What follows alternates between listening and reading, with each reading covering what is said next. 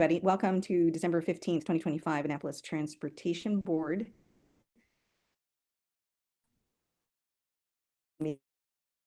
Happy holidays, and I hope everybody's well. Let me just get my ducks lined up, forgive me.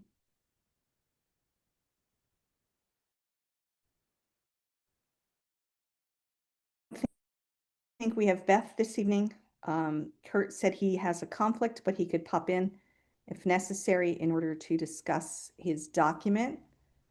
I almost think we should table his document. 24 hours notice is inadequate. But I'm just pulling up my agenda. Sorry, guys.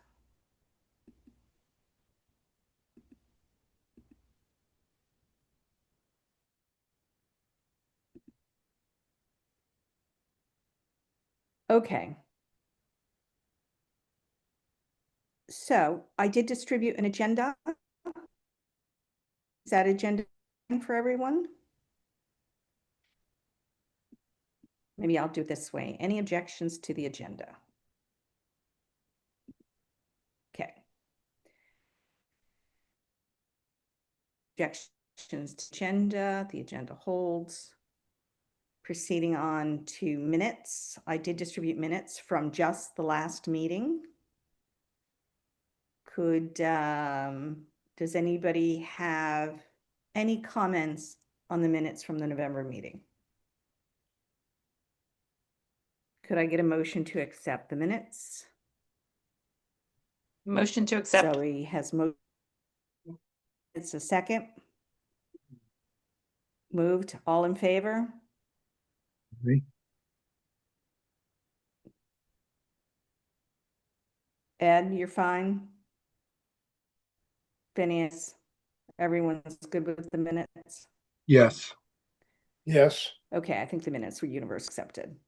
Thanks, everybody. Fantastic. I received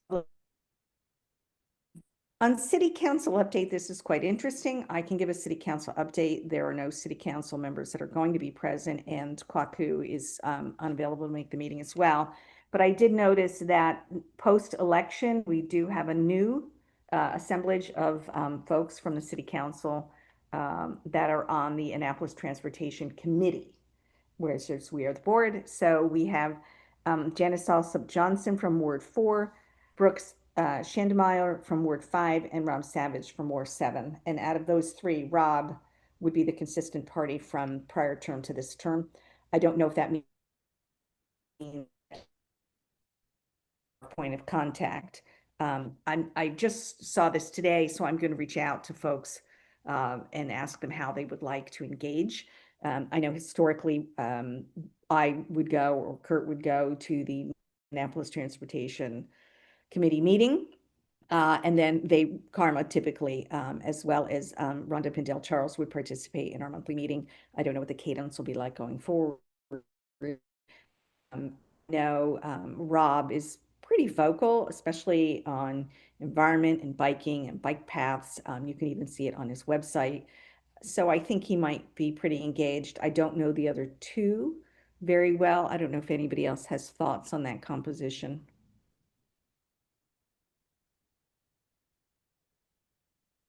Rob, I think your hand is just raised from. Yes, I had a question. I had a question, and the question is, do you know if Rob is going to be the chairman of the Transportation Committee? Because that's a pretty important position rather than being a member. Do I know if Rob, you broke up a little.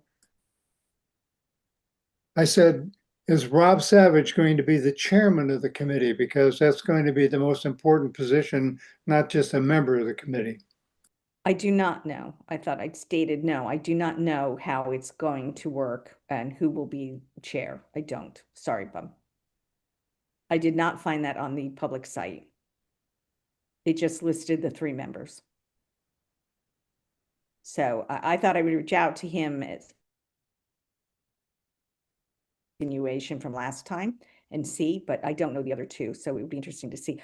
I know it's interesting. None of them, and I think this was the case last time as well, although Rhonda Charles Pindell, I think, but I don't think any of them are downtown Annapolis. So we have a very different composition between the Annapolis Transportation Committee ward representation versus our representation, although I do think we're a little more, we've broadened out. All discovered. Tara, you're breaking up and Any more discussion on that, or I can move on? Phineas, did you type in? Hi, Taylor. What? you're breaking up and you're freezing a little bit. Thank you. You know what then? I am just going to turn off my video. I have crappy Wi-Fi, it seems. Thank you, Taylor. So I hope that helps. If I turn off the video, hopefully that's better bandwidth. Thank you, Taylor. Appreciate that. So we don't have anyone from transportation update. I'm wondering whether anyone has any new business or things they would like to discuss.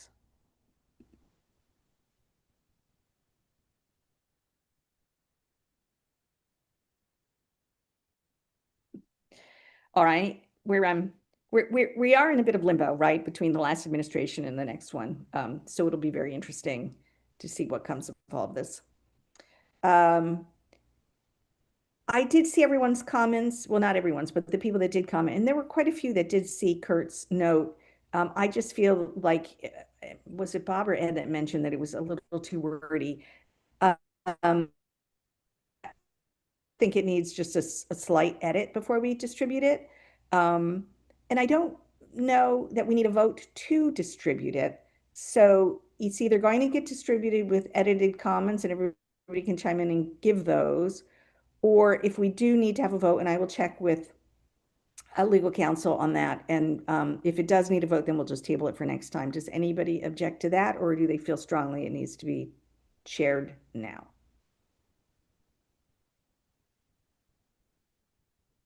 Tara, I have not No, had a fine. chance to review it, unfortunately. So I would rather it Same, be Zoe. tabled or, Right. yeah. I'd like to see Kurt rework it just a Yeah, little bit okay. better. It just needs a little bit of editing, but has some very good ideas. Yeah, Thank you. yeah, and I think I like Kurt. I think we could take a little snark out of it. So we'll see. All right. I think I'm still breaking up. Yeah, just a little bit. Yeah. All right. Can we all just go off video? And we'll do round the table, if that's okay.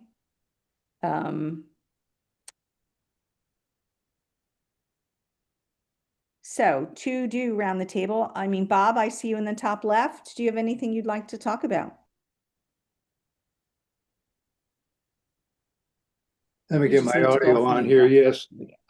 Perfect. As you recall, the last meeting, Beth and Phineas and I put together a little subcommittee that we are talking about the bus awareness and perhaps marketing. We had a meeting on December the 10th, and it was basically about awareness. We talked about the city's resources, what they have already, how we can enhance those or help those.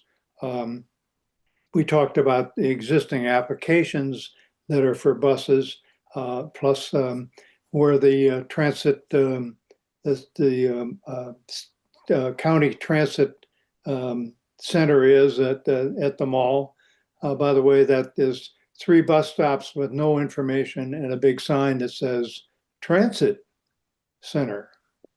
We also talked about some of the applications, the fact that the possibility of doing some ex officio things with ward newsletters and perhaps social media. We have to be very careful with the social media because we can supply factual information, but we can't really put together any kind of a Facebook page or anything like that because of liability with the city.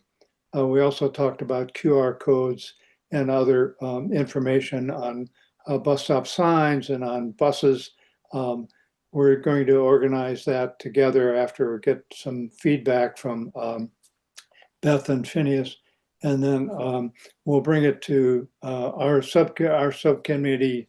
We'll bring it to you all, and then hopefully pass part of this on to the Transportation Committee at the city. But it was a very productive meeting, and we probably could have gone a little longer, but we were at 49 West, and they had Christmas music, live Christmas music, which kind of drowned out the last of our meeting. Thank you. Phineas, do you want to go next since you were there, and maybe you want to add to what Bob had to say? Sure, sure. So, I'd say one of the things that I was really interested in on December 1st. Oh, sorry. So I had a meeting last month with Marcus, and he had offered me a free bus pass for 7 days just to try out the city's transit, which I did. I liked it a lot.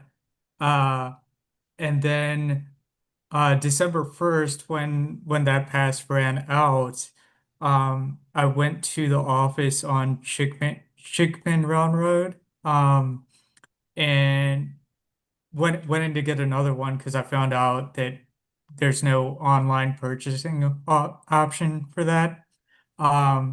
So what I wanted to look into that just because people have to take time out of their working day if that's their main way of getting to work. The office is only open from 8 to 4:30, I think. For purchasing what? I'm sorry. Sorry.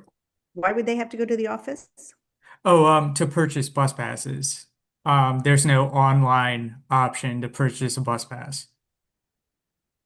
Really? Yep. Okay. Yep. So That-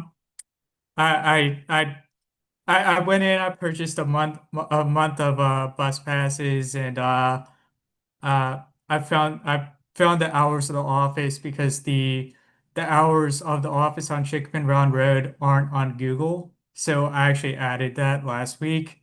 So now if you Google the office, you'll see the hours there.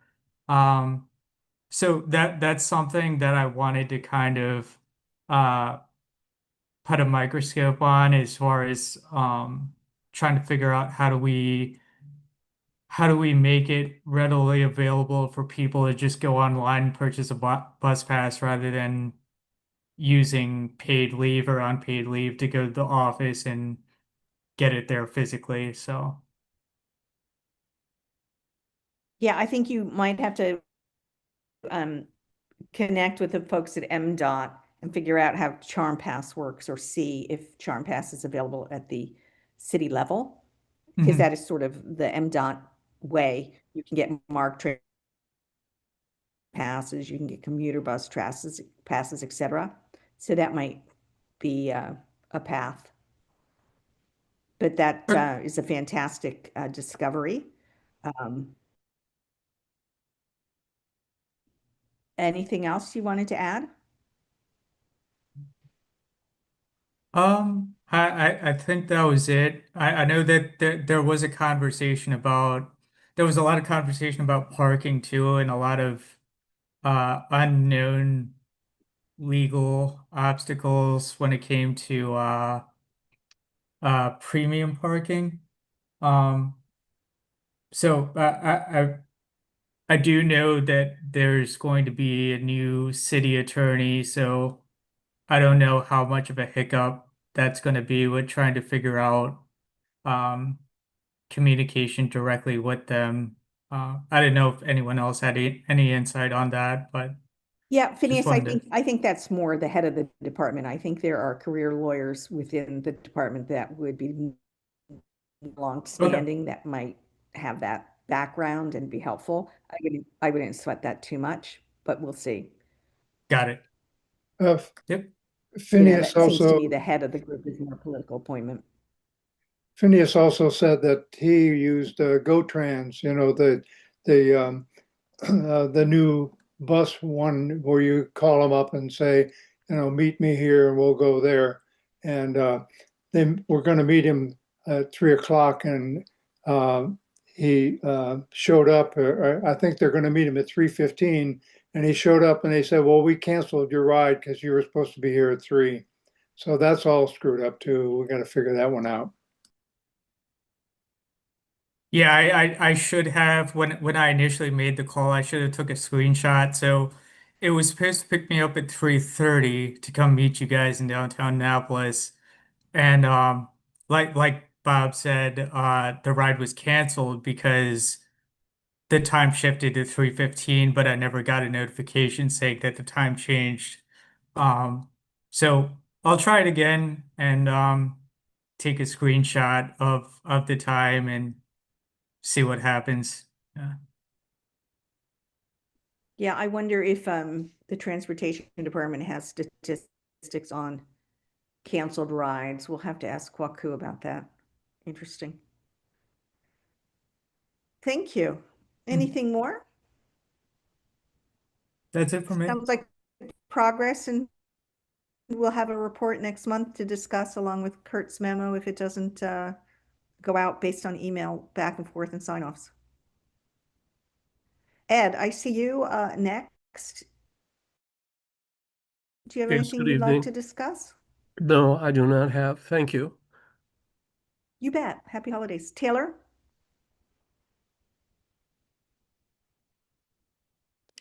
Hi, everyone. I don't have anything to discuss. Okay. How's the holiday market going on St. You know John? what? I haven't attended it. I was a little shocked when I saw the announcements about it because it's many hours on the front lawn. But Yeah. hopefully, it's taking the place of City Dock, so I hope it's successful. I haven't been though. All right. Zoe, Good evening. I have a couple updates. great. So on Wednesday this week, on December 17th, the Naval Academy will be shifting it to its holiday gate hours. So the predominance of access between December 17th and January 7th will all be through Gate 8. Gate 1 will be closed to all vehicle access, with the exception the outer, like inside the gate where we have our visitor access center parking, will still be open during daytime hours. So to allow for drop-offs and to alleviate some pressure on downtown Annapolis parking. So you'll be able to go in that inner gate, the outer gate, but you won't be able to get through the inner gates at Gate 1 for that period of time. The visitor access center will be open as well as the pedestrian turnstiles. There's one more exception, and this is something I wanted to bring up with the board. We're making an exception on this coming Saturday on December 20th for the Naptown running race. The Naval Academy has worked really closely with the past administration on the city to try and manage and mitigate impacts associated with gate access. With these races, there's 3 big races a year. There's the Annapolis 10 miler, the Naptown Marathon, and this Annapolis Running Festival. And so, Bob, I don't know if this is an issue for your neighborhood. If you get trapped in during the morning hours, the races usually are between 7:30 a.m. and between 10:30 and 11 a.m.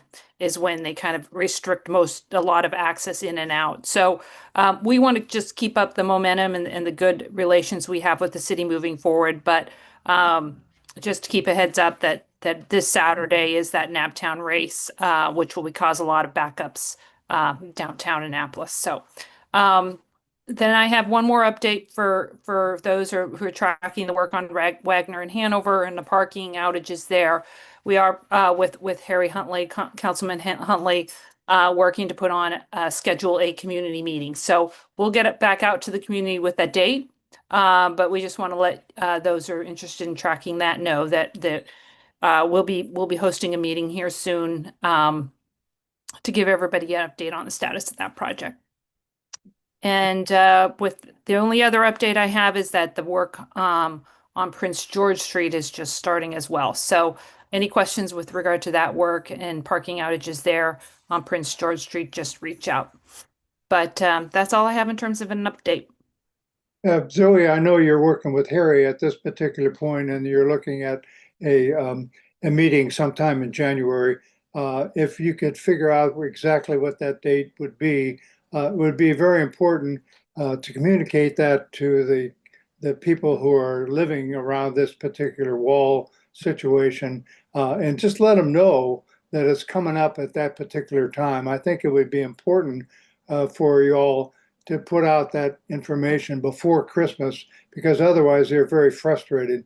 And in fact, we talked about a little bit with Taylor about the